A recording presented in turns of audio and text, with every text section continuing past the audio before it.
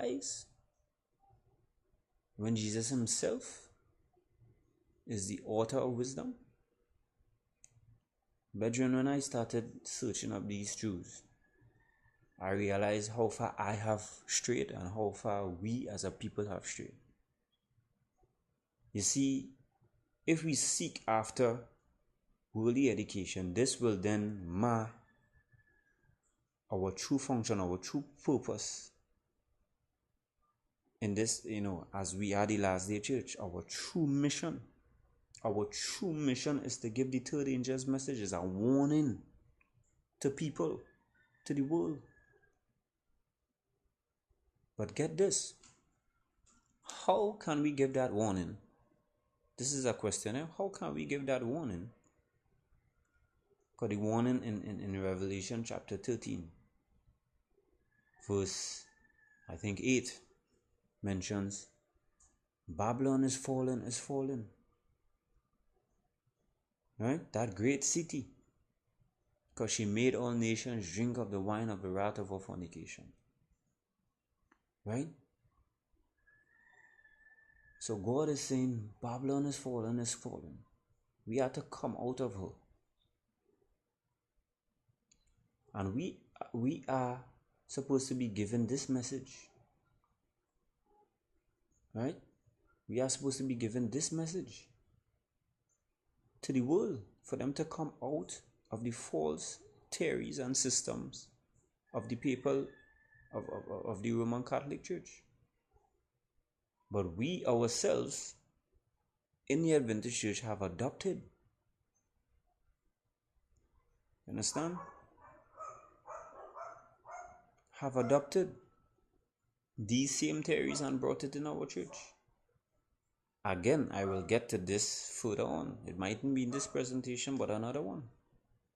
This will, probably take up too much of my time. Right? Then in 1928, in that same article that I mentioned earlier, search it up. Read it through. We went and seek for accreditation in 1928. This was never to be. You see, we wanted to be certified. We want to be, highly accepted by the world. We wanted to be just like the world. You understand? And this is not a good thing, brethren. Because if we seeking to be more like the world, this then, it injures our true mission and our whole purpose, is downtrodden. Our mission as a last day church, because the founding fathers, our pioneers, they were given the first and second angel message. Right?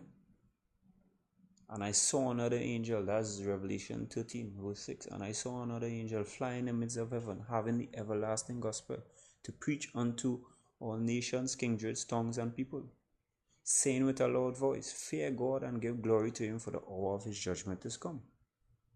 Right? And worship him that made heaven, earth, the seas, and fountains of waters. That text just suggests one time the transition Jesus made from holy to most holy. Right? The investigative judgment started at that time, October 22nd, 1844. And then followed another angel. Babylon is fallen, as I mentioned. That great city. Because she made all nations drink of the wine of the wrath of her fornication. That wine is false doctrine. Right? So the Roman Catholic Church has made all the Protestant churches drink of these false doctrines. Started to teach these false doctrines. Right? This even come out further in Vatican II. In the 1950s. I'll get to that later on. Right? But then the third angel followed and says, if any man worship the beast, Catholic Church, papal power, and receive, and his image and receive the mark, accepting Sunday law when the Sunday law is passed. You see, we have to understand that Jesus' mark is written.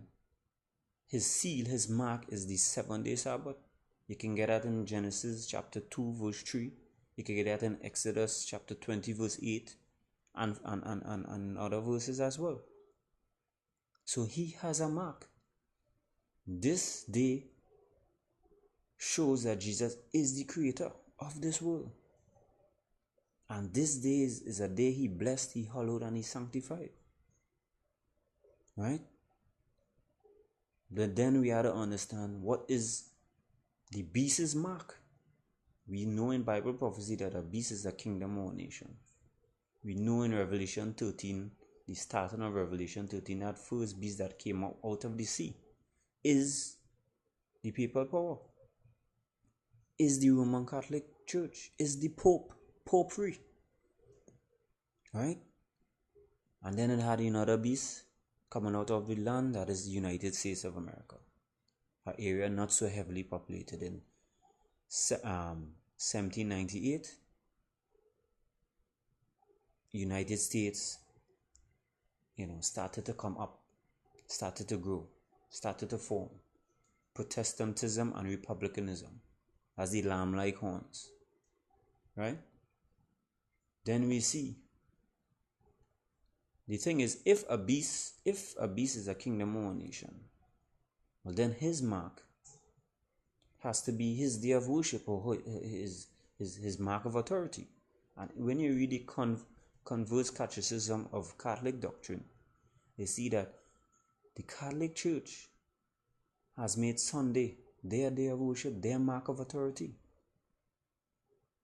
They have so-called changed the Sabbath from Saturday to Sunday, but they themselves, they confess that no any Bible from Genesis to Revelation, you can find that change. We ourselves, the Catholic Church, have changed it. We have placed our church above the Bible. Now that's absurd, brethren. Any man, any church is, that puts themselves above the Bible, is not being led by God. You know that. We follow what's in the Bible. We look up to the Bible for our teachings, our guidance. All right? So in 1928, brethren, we seek for accreditation. So the downward spiral began. 1919, then 1928. Let me go on. All right? Then we see in 1932, the church developed a church manual. We never had a church manual. Right? And every 5 years, the church manual is altered. So 5 years after 1932, 1937 and onward, every 5 years, they start to water down our church manual. So what we getting now?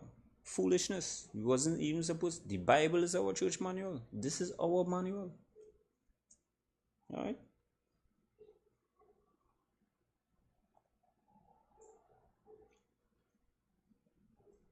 In 1949, we started teaching, right? Started preaching evangelical doctrines, right? So we started to take in what the Sunday churches, what Rome is teaching into our church, right? And it also mentions that part of that false doctrine is the atonement was over at the cross. God's atonement. So that means that if God is atoning power, atoning blood, the sacrifice he made for us, it was over at the cross, it means that I don't have to gain victory over all sin. So it means that his word is null and void.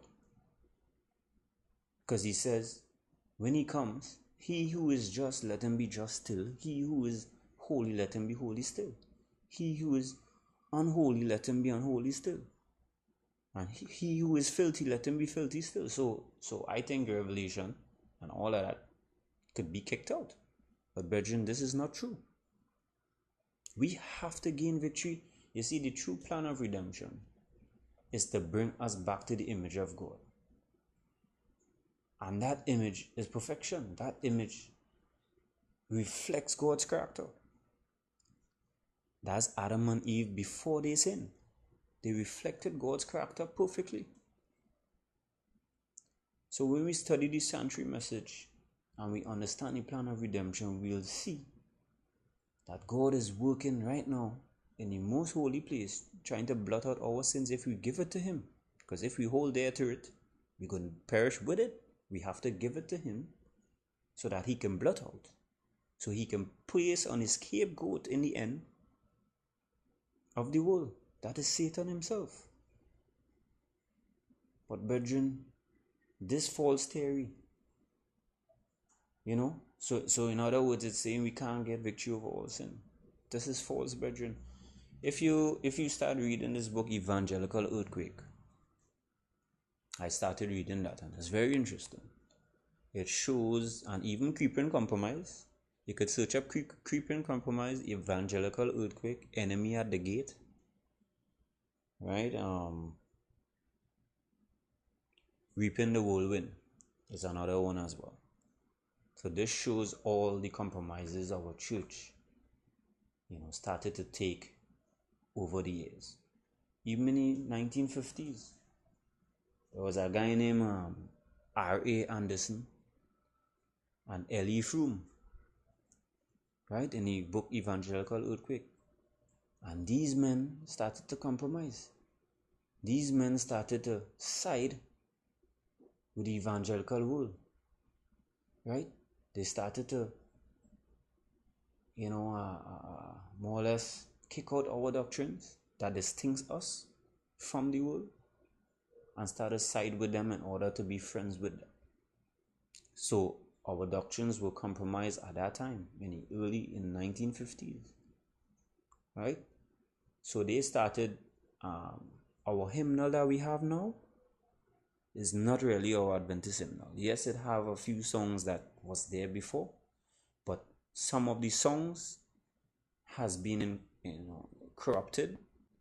Some of these songs came from popery, came from the Catholic Church. Our hymnals before was hymns and tunes and Christ in song. So this hymnal we have now is corrupted. I'm not saying to throw it away, because it have a few. But if you want the doctrine, if you want the document rather, on the songs that are corrupted, check me. Message me and ask me. I'll give you the document. Alright? So we could, keep our eyes open. And so they started to compromise with all those things. They started to teach the Immaculate Conception. You understand? False doctrine again. Right? They started to teach that we can't gain victory over sin. We will be sinning till Jesus comes. So brethren, what we gain now in our church is aquafina. It's fluff. Our mission is the third angel's message. The 7 pillars of our faith, the pillars of our faith that I mentioned, this is what we're supposed to be preaching in church today. Because you see, it will create an urgency. It will arouse men and women. It will arouse me, you and I. Because we have a message to give to the world. But instead, we so asleep, Revelation 3:14-19 or 18, that we had to spend time wasting to arouse ourselves first, because we have strayed so far from the blueprint. Brethren, it's time to wake up. Right? This is just the first part of the downward spiral of our faith, brethren, our Seventh-day Adventist church, the compromises. This is not to bash the church. Brethren, we need a revival and reformation. We need to get back to the blueprint. The wisdom of this world is foolishness unto God. Let's not deceive ourselves, right? Stay tuned for the other message. God bless.